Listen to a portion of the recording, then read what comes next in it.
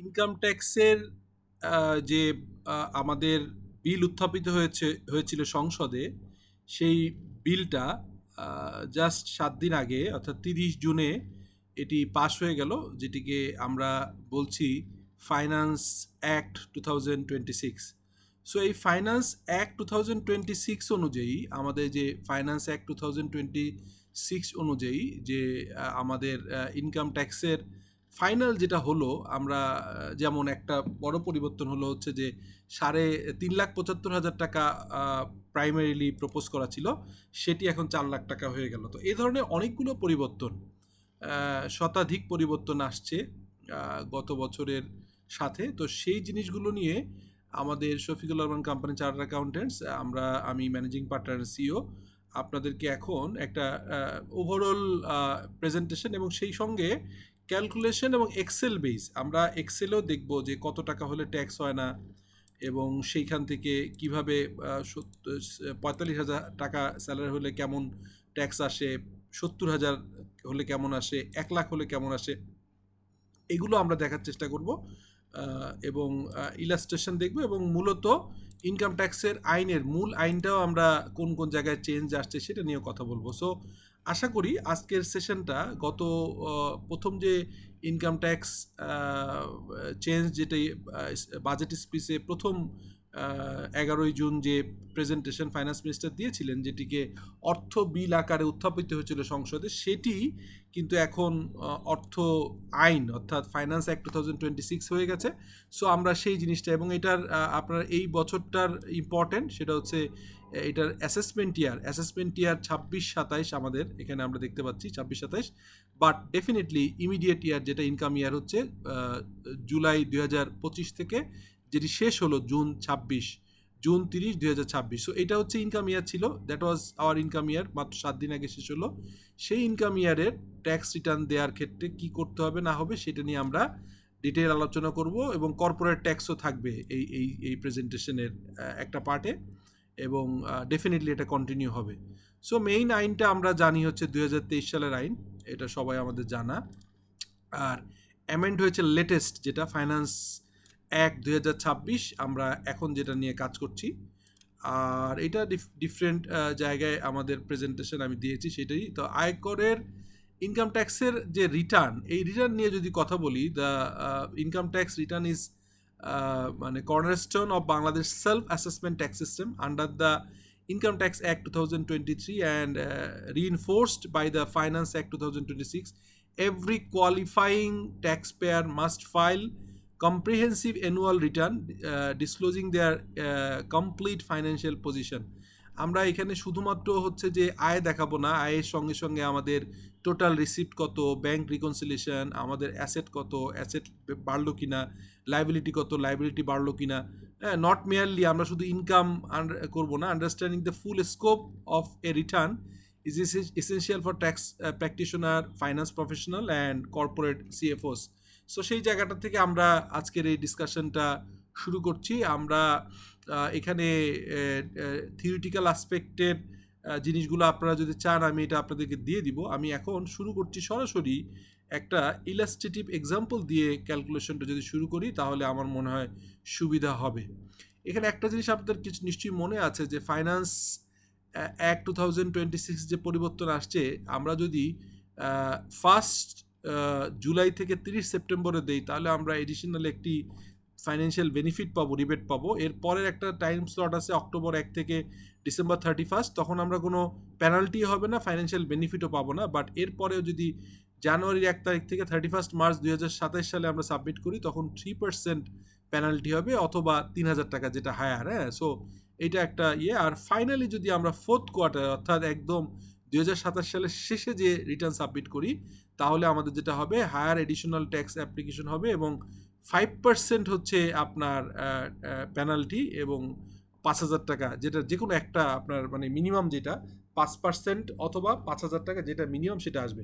তাহলে বোঝা যাচ্ছে যে প্রিয় দর্শক এবং আমার যারা আমাকে রেগুলার আমার সাথে থাকেন, ফার্স্ট কোয়ার্টারে দিলে আপনি কোনো রকম কোনো আপনার প্রবলেমে পড়বেন না। রেদার আপনি একটা বেনিফিট পেতে পারেন, আপনি ট্যাক্স রিবেট নিতে পারেন, এখানে একটা এক্সট্রা ইনসেন্টিভ নিতে পারেন, ট্যাক্স বেনিফিট নিতে পারেন।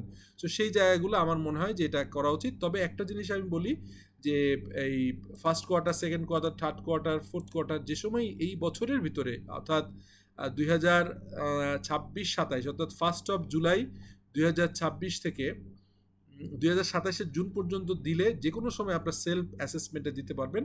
এটি সাধারণ রিটার্ন না, সেলফ অ্যাসেসমেন্টই দেওয়া যাবে, বাট ডিফারেন্ট বেনিফিট, যত আর্লি তত হচ্ছে বেনিফিট, যত দেরি হবে তত হচ্ছে রেট বাড়বে।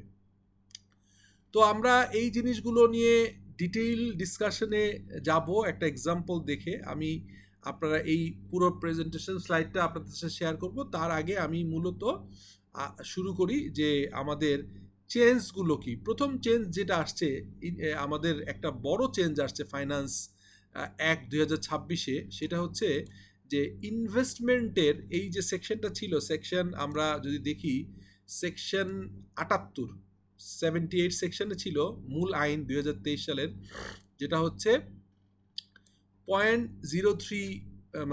3% অফ দ্য ইনকাম অথবা 15% অফ ইনভেস্টমেন্ট অথবা 10 লাখ, এটার ভিতর যেটা ছোট হবে, এটা ছিল আইন, আগের আইনে ছিল। সেইটা নতুন পরিবর্তন হয়ে আমরা দেখতে পেলাম যে এখানে 3% of the total taxable income, total ইনকামের যে 3%, এটা কিন্তু ঠিক আছে, আনচেঞ্জ আছে। কিন্তু প্রবলেমটা কোথায় হয়েছে, এটা আনচেঞ্জ আছে, কিন্তু প্রবলেমটা হচ্ছে যে এই যে 15% এলিজেবল ইনভেস্টমেন্ট এর উপরে রিবেট পেতাম, সেটা এখন 10% হয়ে গেছে। তাহলে বুঝতে পারলাম যে ইনভেস্টমেন্টের উপরে যে রিবেটটা পেতাম সেটার পার্সেন্টেজ কিন্তু কমে গেছে। সেটা হচ্ছে কমে গেছে, সেটা হয়ে গেছে এখন হচ্ছে আপনার 10% ইনস্টেড অফ 5%। তার মানে এখন আপনাকে ইনভেস্টমেন্ট বাড়াতে হবে। আগে যদি আপনি যে ইনভেস্টমেন্ট করতেন তার থেকে অ্যাটলিস্ট 30-40% বাড়ালে আপনি আগের মতো বেনিফিট নিতে পারবেন, তাও নিতে পারবেন না। তার কারণ হচ্ছে এইখানেও একটা চেঞ্জ আসছে, সেটা হচ্ছে ম্যাক্সিমাম সিলিং ছিল 10 লাখ টাকা, সেটা এখন 7.5 লাখ করা হচ্ছে। তার মানে আগে যেটা ছিল 3% অফ দ্য টোটাল ইনকাম, যেটা বন্ধ হয়ে গেছে, নাই যেটা, মানে আগেরটা আমরা যদি লাল দিয়ে দেখি, লাল কালার যে বন্ধ হয়ে গেছে, 3% of the total income, 3% of the taxable income, 15% of the eligible investment, আর 10 লাখ টাকা এটার তিনটার ভিতরে যেটা সবচেয়ে লোয়েস্ট, এইটা আমি লোয়েস্ট অফ এবিসি আমি ইনভেস্টমেন্ট ডিবেট পেতাম। আগে ছিল লোয়েস্ট অফ এবিসি, এটার ভিতরে আমি পেতাম, ঠিক আছে। এখন যেটা হয়েছে 3% এক আছে, তাহলে 3% of the total taxable income, এটা ঠিক আছে, আমরা দেখতে পেলাম যে ইট ইজ ওকে, এটা ওকে আছে, আমরা এটা পাবো, ঠিক আছে। আর 10% অফ দ্য এলিজেবল ইনভেস্টমেন্ট, এই জায়গাটাতে আপনার 15 থেকে 10 হয়ে গেছে, মানে 5% রিডিউস হয়েছে। আর যেটা ম্যাক্সিমাম সিলিং লিমিট ছিল 10 লাখ টাকা, সেটি হয়ে গেছে 7.5 লাখ টাকা। এখন এই তিনটা ছোটটা, তো অবভিয়াসলি মেথড আনচেঞ্জ, বাট রেটটা দুইটা জায়গায় পরিবর্তন আসছে। তো আমরা যদি একটা এক্সাম্পল দিয়ে এটা দেখার চেষ্টা করি, আমরা বলেছি যে মিস্টার মাঝার একজন আমার কলিগ, ওকে নাম ধরে আমি বলছি, মিস্টার মাঝার ইজ স্যালারিড ইন্ডিভিজুয়াল, একজন স্যালারিড ইন্ডিভিজুয়াল, যার হচ্ছে স্যালারি, গ্রস স্যালারি হচ্ছে গ্রস স্যালারি হচ্ছে 36 লাখ টাকা, মানে 3 লাখ টাকা করে মান্থলি গ্রস। এক্সামশন পাবে 5 লাখ টাকা, কারণ ওই যে 2/3 যেটা হয়, এটা 2/3 হচ্ছে হয়, 1/3 হয় হচ্ছে 12 লাখ টাকা। তাহলে 12 লাখ টাকা আর 5 লাখ টাকা, এটার ভিতরে ছোট, তাহলে 3 ভাগের 1 ভাগ 12 লাখ হয়, ওইটা পাবে না, সে পাবে হচ্ছে ছাড় পাবে হচ্ছে 5 লাখ টাকা। তাহলে এলিজেবল ইনভেস্টমেন্ট 5 লাখ টাকা, তাহলে তার গ্রস ইনকাম যদি ধরি, আমি ক্যালকুলেশন করবো বোঝানোর সাথে, 36 লাখ টাকা, সেখান থেকে এক্সামশন পাবে, বাদ যাবে হচ্ছে আপনার 5 লাখ টাকা, তাহলে তার টোটাল ট্যাক্সেবল ইনকাম, এরপর তো হিসাব আছে, আমরা করব টোটাল ট্যাক্সেবল ইনকাম, যেটি আমরা পেলাম হচ্ছে 31 লাখ টাকা। এখন যদি আমরা স্ল্যাবের পরিবর্তনটা দেখার চেষ্টা করি, সেই জায়গাটাতে একটা বড় ধরনের দুর্ঘটনা ঘটেছে। দুর্ঘটনাটা এরকম যে আমাদের আগের যে ট্যাক্স রেটটা ছিল, সেই ট্যাক্স রেটটা ছিল 5%, যেটি এখন উঠে গেছে। আমরা যদি দেখি আগের স্ল্যাবটা কি ছিল, আপনার প্রথম মানে গত বছর ছিল 3.5 লাখ টাকার মতো জিরো, এরপরে 1 লাখ টাকাটা স্ল্যাব ছিল হচ্ছে 5%, তারপরে 4%, তারপরে হচ্ছে 10%, 15, 20 এবং 25। তো এখন এই জায়গায় এসে আমি একটা এক্সেলে দেখিয়েছি আপনাদেরকে যে এইটার কারণে কিন্তু আপনাদের ট্যাক্সটা বেশি দিতে হবে অনেক। সেটা আমি এখানেও দেখাচ্ছি যে আগে যেখানে দেখা যেত যে হচ্ছে 30,000 টাকার উপরে রিসিভ করলে আগে যেটা দেখা যেত যে আপনি মোটামুটি 50,000 টাকার উপরে গেলেও আপনাকে ট্যাক্স দিতে মানে 30,000 টাকার উপরে ট্যাক্স দিতে হতো, কিন্তু এখন ইনিশিয়াল যে আপনার 3.5 থেকে 4 লাখ করায় আপনার দেখা যাচ্ছে যে 45,000 টাকার কোনো স্যালারি হলেও তাকে আলটিমেটলি ট্যাক্স দিতে হচ্ছে না, জিরো হচ্ছে। আমরা হিসাব করে দেখেছি যে কারো যদি স্যালারি হয় হচ্ছে 45,000 টাকা, তাহলে 45,000 যদি হয় তার স্যালারি, তাহলে এই 45কে আমরা যদি আপনার 12 দিয়ে গুণ করি এবং ফেস্টিভ্যাল বোনাস ধরি, এটার 60% ধরে দুইটা, তাহলে টোটাল হচ্ছে আসে হচ্ছে টোটাল স্যালারি ইনকাম হচ্ছে 5,94,000। সেখান থেকে 1/3 পাবে সে, 5 লাখ পর্যন্ত হবে না, 1/3 অথবা 5 লাখ, যেটা ছোট, তো যেটা হবে হচ্ছে 1,98,000। তো 1,98,000 হলে তার আসলে তার ইনকাম দাঁড়ায় 3,96,000। এই 3,96,000 টাকা যেহেতু 4 লাখ টাকার কম, সেহেতু তার ট্যাক্স দিতে হবে না। কিন্তু একবার যদি সে এই ট্যাক্সের ভিতরে পড়ে যেত, অর্থাৎ যদি এখানে 4 লাখের জায়গায় 4,00,000 5,000 7,000 হতো, তাহলে তার সব কিছু ক্যালকুলেশন করে মিনিমাম ট্যাক্স হয়তো 5,000 টাকা, আর নতুন যারা ফ্রেশ প্রথমবার রিটার্ন দিবে তাদের জন্য 1,000 টাকা। সো এগুলো আমরা দেখবো। তাহলে এখন বুঝতে পারলাম যে আমাদের 4 লাখ টাকা মতো ফ্রি জিরো স্ল্যাব, এরপরে সরাসরি আমাদের হচ্ছে 10%, যেটা 5% স্ল্যাবটা সরে গেছে। সো আমরা এখানে হিসাব করছিলাম 36 থেকে 5 লাখ টাকা এক্সামটেড হওয়ার পর 31, তাহলে 31-এর প্রথম 4 লাখ টাকা ফ্রি, পরবর্তীকালে 3 লাখ টাকার উপরে 10%-এ 30,000 টাকা, তারপরের 4 লাখ টাকার উপরে 15%-এ 60,000 টাকা, তারপরের 5 লাখ টাকার উপরে 20% 1 লাখ টাকা, এবং রেস্ট যে অ্যামাউন্টটা থাকে, অর্থাৎ এই চারটা যোগ করলে যে অ্যামাউন্টটা আসে সেইটা আসে হচ্ছে আপনার সেটা হচ্ছে আপনার 16 লাখ টাকা হয়।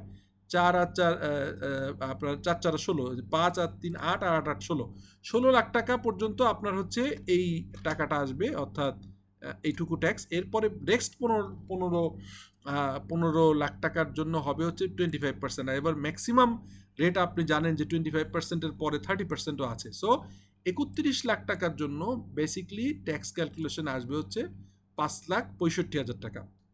এরপরে আসেন এই 31 লাখ টাকা যেহেতু ট্যাক্সেবল ইনকাম, এটার উপরে 3% ক্যালকুলেশন করলে 93,000 টাকা আপনার একটা ছাড়ের ইস্যু থাকে। আর 10% এলিজেবল যদি ধরে নেই যে 5 লাখ টাকা সে ইনভেস্ট করেছে, সো 5 লাখ টাকার উপরে 10%-এ হয় হচ্ছে 50,000 টাকা, আর ম্যাক্সিমাম সিলিং 7.5 লাখ টাকা। তাহলে তার এক্সামশন পাবে হচ্ছে এই টাকাটা সে হচ্ছে রিবেট পাবে। সো আমরা যদি দেখি যে অ্যাপ্লিকেবল রিবেট হচ্ছে 50,000 টাকা, তাহলে আমার টোটাল গ্রস ট্যাক্স আসছিল 5,65,000 টাকা, সেখানে 50 বাদ দিলে 5,15,000 হয় হচ্ছে নতুন আইন অনুযায়ী। আমরা দেখতে পেলাম যে এইটা তার একটা ট্যাক্স ক্যালকুলেশনে নতুন করে ট্যাক্স আসলো। ঠিক আছে, এখন আমরা যে হিসাবটা করলাম, এইটা তো আপনার হচ্ছে আপনার যদি এই জিনিসটাই যদি আমরা মিস্টার মাজারের এই 31 লাখ টাকা যদি ওই 36 লাখ টাকার ভিতরে 5 লাখ বাদ দিয়ে 31 হয়, তাহলে সেই 31-এর ভিতরে নতুন আইন অনুযায়ী আমাদের হচ্ছে 5,65,000, আর আগের নিয়ম অনুযায়ী আগের স্ল্যাব অনুযায়ী করলে আমাদের হয় হচ্ছে আপনার আগের নিয়ম অনুযায়ী করলে হয় 5,32,000। তাহলে আমরা দেখলাম যে শুধুমাত্র এই ট্যাক্স স্ল্যাব চেঞ্জের কারণে ট্যাক্স স্ল্যাব যে 5% উঠিয়ে দিল, এই জন্য 5% উঠে 4 লাখ টাকা পর্যন্ত লিমিট করলো, তাতে করে আমরা লোয়ার ইনকাম গ্রুপের কিছুটা বেনিফিট দেখতে পেলাম। কিন্তু মিড ইনকাম এবং টপ ইনকামের স্যালারিড লোকজন যারা আপনার 36 লাখ টাকা মানে হচ্ছে 3 লাখ টাকা করে পার মান্থ, সো 3 লাখ টাকা করে পার মান্থ যদি তার গ্রস রিসিপ্ট হয়, তাহলে সে 2025 সালের যে ফাইন্যান্স অ্যাক্ট ছিল সে অনুযায়ী গ্রস ট্যাক্স আসে 5,32,000, যেটা নতুন বছরে এসে এটা বেড়ে আমরা দেখতে পেলাম যে এটা হচ্ছে হয়ে গেল 5,65,000। এই যে 5,65,000 আমরা হিসাব করেছি। এরপরে তার আগের লিমিট ছিল হচ্ছে 3.5 লাখ টাকা ফ্রি, এখন আসছে 4 লাখ টাকা ফ্রি। এরপরে ইনভেস্টমেন্ট রিবেট ছিল 15%, এখন 10%। রিবেট অ্যাপ্লিকেবল আগে 15%, যদি 5 লাখ টাকা ইনভেস্ট করে থাকে 15%-এ 75,000 টাকা, এখন 5 লাখ টাকা 10%-এ 50,000 টাকা। তাহলে এখানে আমি দেখতে পেলাম যে আমরা যে 25,000 টাকা তার হচ্ছে রিবেট অ্যাপ্লিকেশনে কমে গেছে, আর সিলিংও কমে গেছে 10 লাখ থেকে 7.5 লাখ, মানে 25%, মানে 2.5 লাখ হচ্ছে তার কমে গেছে। তো ওভারঅল যদি বলি তাহলে যেটা দাঁড়াবে সেটা হচ্ছে 2025 সালের যে ফাইন্যান্স অ্যাক্ট ছিল বা এক্সিস্টিং যে 30 জুন পর্যন্ত অ্যাপ্লিকেবল রুল অনুযায়ী আপনার 36 লাখ টাকা ইনকাম হলে তার ট্যাক্স দিতে হচ্ছে 4,57,000 টাকা সারা বছর, সেটি বেড়ে হচ্ছে এখন হয়ে গেছে 5,15,000 টাকা, তার মানে 57,500 টাকা আমার হচ্ছে, মানে 4,57,000 থেকে 5,15,000, তার মানে আমাদের হচ্ছে বেড়ে গেছে আপনার যে অ্যামাউন্টটা সেটা বেশ বেশি। আমরা দেখতে পেলাম যে সেই অ্যামাউন্টটা বেড়ে গেছে 57,500।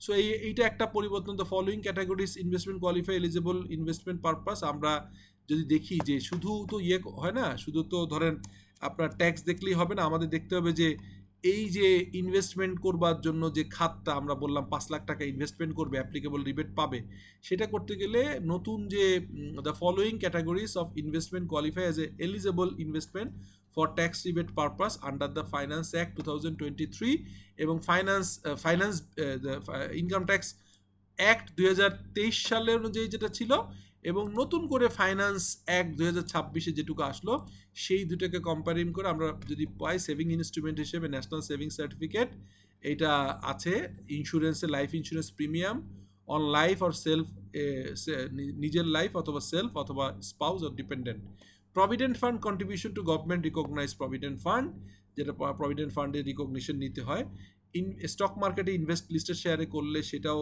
আছে, ডিপিএস আছে, ডিপিএসে করা যায়, এবং গভর্নমেন্ট ট্রেজারি বন্ড করা যায়। এছাড়া এই যে ন্যাশনাল গভর্নমেন্টের কিছু সেক্টর আছে, যেমন অ্যাপ্লাইড ডোনেশনের জন্য এলিজেবল হচ্ছে tax purpose under the finance act 2026 only donations to specially approved organization qualify as eligible, জাকাত তাহবিল যেটা গভর্নমেন্ট অ্যাজ প্রেসক্রাইব, যেটা গভর্নমেন্ট অনুযায়ী, এনবিআর অ্যাপ্রুভ চ্যারিটেবল হসপিটাল, এটা চ্যারিটেবল হসপিটাল এনবিআর অ্যাপ্রুভ হইতে হবে, এটা আমরা এখানে পাবো। তারপরে আছে institutions of welfare, the welfare of for the welfare of the person with disable পার্সনদের জন্য ওয়েলফেয়ারের জন্য যদি টাকা থাকে গভর্নমেন্ট রিকগনাইজ করে, সেইটা আমরা কিন্তু এখানে নিব আমরা, ঠিক আছে, সেটাকেও আমরা এই আপনার অ্যাপ্রুভ ডোনেশন লিস্ট পাবো। লিবারেশন ওয়ার মিউজিয়াম, মুক্তিযুদ্ধ জাদুঘর, আহসানিয়া মিশন ক্যান্সার হসপিটাল, যেটা আপনার এটা আমরা পাবো। আইসিডিডিআরপি স্পেশাল নোটিফিকেশন আছে। CRP centre for rehabilitation of মানে প্যারালাইজ পিপুল সাভারে, সেটাতেও আমরা স্পেশাল ইনস্টিটিউট হিসেবে গভর্নমেন্ট অ্যাপ্রুভ হিসেবে আমরা এখানে ডোনেশন দিলে এটাকে আমরা ট্যাক্স রিবেট পাবো। এরপরে আছে হচ্ছে government approve public welfare and educational institutions, Asiatic society of Bangladesh, হ্যাঁ, তো Dhaka Ahsania mission cancer hospital, তারপরে হচ্ছে national level institution for preservation of liver and war memory, এটা এখানে লিস্টেড আছে। তো এই যে লিস্টগুলো আছে, এই লিস্টগুলোর ভিতরে ইনভেস্টমেন্ট ডোনেট করলেও আমরা এটাতে পাবো। এরপর যদি হেড অফ ইনকাম দেখি, তাহলে আমাদের টোটাল, আমরা তো এইখানে ক্যালকুলেশন শুধু স্যালারি ধরলাম, স্যালারির বাইরেও ইনকাম ফ্রম এমপ্লয়মেন্ট নাম্বার 1, এটা হয় salary, bonus, festival allowance, gratuity, provident fund, taxable যদি পোর্শন থাকে, কমিশন ফ্রম এমপ্লয়ার থেকে যদি হয়। এরপরে হচ্ছে ইনকাম ফ্রম হাউস প্রপার্টি, যেটাকে আমরা rental from residential commercial property, land, shop, এটা আছে। এগ্রিকালচারাল ইনকাম যেটা আছে, income from farming, cultivation, horticulture, এগুলো। Income from business and or profession, যেটা মাঝে ইনকাম ফ্রম বিজনেস প্রফেশনটা একটু উঠে গেছিলো, এখন এবার দেখলাম আবার নতুন করে ইনকাম ফ্রম বিজনেস আর প্রফেশন আসছে। বিজনেস প্রফিট যেটা প্রফেশনালদের জন্য, এটা আমরা দেখতে পেলাম। ক্যাপিটাল গেইনটাতে আমরা স্বর্ণ অলংকার থেকে শুরু করে আপনার হচ্ছে হাউস প্রপার্টি, এখানেও চেঞ্জ আসছে। আমরা capital gain, profit from sale of land, building, share, securities, jewellery, personal valuation asset, এগুলো পার্সোনাল ভ্যালুয়েবল অ্যাসেট। এই পার্সোনাল ভ্যালুয়েবল অ্যাসেটের ভিতরে হচ্ছে আমরা অনেকগুলো জিনিস, গোল্ডকে আমরা আননোন ভ্যালু দেখাতে হবে, এখন সম্ভব না, আমাদেরকে দিতে হবে। ইনকাম ফ্রম ফাইন্যান্সিয়াল অ্যাসেট, যে ফাইন্যান্সিয়াল ইনস্ট্রুমেন্ট, আর্থিক সম্পদ, bank interest, FDR profit, DPS income, saving certificate, এগুলো এখানে আছে। এটা AIT has been made deducted at source, এটা থাকবে। এবার হেড অফ ইনকাম হিসাবে 7 নম্বর যদি আমরা দেখি, income from other sources, commission, non employment, royalty, prize, award, lottery, এগুলা। শেয়ার অফ ফার্মস ইনকাম, অর্থাৎ পার্টনারশিপ ফার্ম হলে সেই পার্টনারশিপদের ফার্মের অংশটা, এটা হচ্ছে এটা হচ্ছে firm level tax plus partnership লেভেলের ট্রিটমেন্ট হবে, এটা আমরা দেখব। Share of profit, share of AOP, associate of person, মানে income from association of person, যেটা এবারের ট্যাক্স রেটে আছে যে 10 কোটি টাকার উপরে হলে অডিট করতে হবে, এবং 10 কোটি নিচে হলে সেটাও আপনার একটা টু সাম এক্সটেন্ট একটা অথেন্টিকেশন করবার জন্য আপনার charter accountant, coastal management accountant এবং আইটিপিদের অথরাইজ করা আছে। স্পাউস মাইনর চাইল্ড ইনকাম, সেটাও হচ্ছে আপনার সাথে অ্যাড হবে। ফরেন ইনকাম, বিদেশ থেকে যদি কোনো আয় আসে। Exempted income, tax exempted income যদি থাকে সেটা আপনার ইনকামের একটা খাত। আর অনেক সময় আমরা প্রিভিয়াসলি আনএক্সপ্লেইন বা আনডিসক্লোজড অপ্রদর্শিত আয় থাকে, সেটা যদি এখন কোনো কারণে এক্সপ্লেইন ছাড়াই আমরা যদি ওয়েলথ স্টেটমেন্টে unexplained wealth disclose asset found during the assessment ইয়ার যদি আসে, সেটা এখানে হায়ার ট্যাক্স রেট হবে এবং পটেনশিয়াল প্রসিকিউশন হতে পারে। এই জিনিসটা আমরা দেখলাম। তো আমাদের এরপরে যদি ক্যাপিটাল গেইনসের ক্ষেত্রে মূলধনী সম্পত্তি আইন ধারা 58-তে কিন্তু একটা আমরা দেখতে পেলাম যে ধারা 58-তে কিন্তু একটা পরিবর্তন আসছে। কীরকম? আপনার ধারা 58-তে যদি আমরা যাই, ধারা মূলধনী পরিগণায় এই জায়গায় কিন্তু একটা নতুন পরিবর্তন আসছে। সেই পরিবর্তনটা কি? সেটা হচ্ছে যে আপনার বলছে finance act 2026 introduce landmark amendment of section 58 of the Income Tax Act 2023 significantly expanding the scope of capital gain। এই যে ক্যাপিটাল গেইনের কিন্তু একটা সিগনিফিকেন্ট ইনক্রিজ করেছে, এটা কিন্তু আমরা দেখতে পাবো। টু এন্টায়ারলি নিউ সাবসেকশন, 58-র আন্ডারে দুইটা সাবসেকশন 58(3) এবং 58(4), 58(3) এবং 58(4) নামে দুইটা সেকশন আসছে, has been inserted, bringing two previous ambiguous or untaxed categories firmly within the capital gain framework. First of all হচ্ছে benefit received from, এখানে আপনারা দেখে থাকবেন যে benefit received from real estate development under joint ডেভেলপমেন্টের ক্ষেত্রে আমরা যে আমরা ফ্ল্যাট পাই, তারপরে হচ্ছে টাকা পাই। প্রথম হচ্ছে এগ্রিমেন্টের সময় একটা টাকা পাই, সাইনিং মানি, পরবর্তীকালে ফ্ল্যাট পাই, সেগুলো ইভেন কার পার্কিং সহ যেসব বেনিফিট, সেটা তো gain from sale of personal valuable asset. একটা হচ্ছে benefit receive from the real estate development under the joint development agreement, যেটা জেবির মাধ্যমে করে আপনারা জানেন যে প্রজেক্টের। আর একটা হচ্ছে যে আপনার gain from the sale of the personal valuable asset such as gold বিক্রি করে যদি গেইন আসে, ক্যাপিটাল গেইন, সেটাও আসবে। জুয়েলারি, এটাও আমরা দেখতে পেলাম যে জুয়েলারিও আছে। ডায়মন্ড, পেইন্টিংস, জুয়েলারি, তারপর হচ্ছে আপনার পেইন্টিংস অ্যান্ড অ্যান্টিক্স কোনো যদি জিনিস থাকে, every tax professional must be conversant with this new provision. এটা যারা ইনকাম ট্যাক্স প্র্যাকটিশনার বা charter accountant, coastal management accountant, তাদের এটা খুব দরকার। কারণ হচ্ছে এখানে রং গাইড করা যাবে না আমাদের ক্লায়েন্টদেরকে। আমাদের যদি প্র্যাকটিসিং চার্টার অ্যাকাউন্টেন্ট বা থাকে, পার্টিকুলারলি আমাদের যারা আছে, আমাদের অনেক পার্সোনাল লেভেলে আমাদের ক্লায়েন্ট থাকে, তাদেরকে এই জায়গাগুলো সচেতন করতে হবে।